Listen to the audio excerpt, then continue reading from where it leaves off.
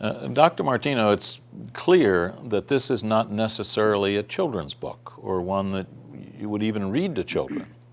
And with the topics that you cover in this, who do you imagine or see as the ideal audience for a book such as this? Well, let me take two questions here, or two observations. First of all, whether or not it is a children's book, and secondly, who I see as the audience. We'll do the latter one first. I think book clubs, conversation areas, people who review books, college students, these are the kind of groups that might come together to consider this.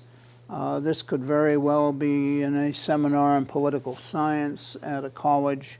It could be in a seminar in advertising.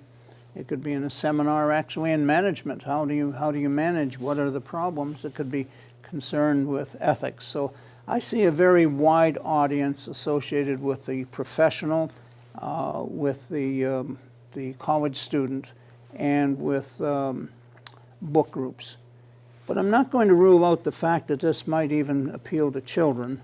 And I keep thinking of my own case. When I was much younger, I was very attracted by the book Gulliver's Travels, and Jonathan Swift really hated people, so that Gulliver's Travels was a very tough book on people. And it's only when I became older and actually a college student, when I reread the book, that I realized what a vicious attack it was on humanity. But as a boy, I thought it was a very funny story about this giant man, normal size, in a world where everybody was small creatures. So who knows? While it was not written for the young reader, it could very well be read by the young. My grandchildren are reading this. I've got a 12-year-old who's reading it and thinks it's great. But the story is not a difficult story, and I appreciate what you said about being an easy read.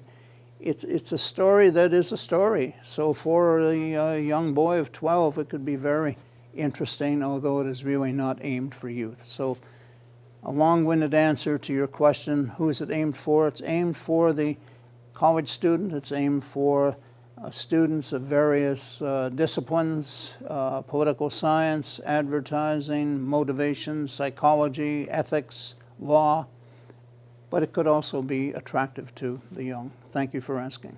Well, just one comment on that. Today, it seems like there is such a polarization politically on issues that this is the kind of book that sort of provokes a reasoned discussion of an issue rather than, Yes, that's a very good point. This book is aimed at a reasonable discussion. There is no violence in this book. There's no sex. I found it very refreshing that I can have romantic interludes in a romance building without having blatant sex thrown at you, which is one of my pet peeves, that you can have great literature without having exhibitionism. Well, it was refreshing, I'll say that. Well, thank you.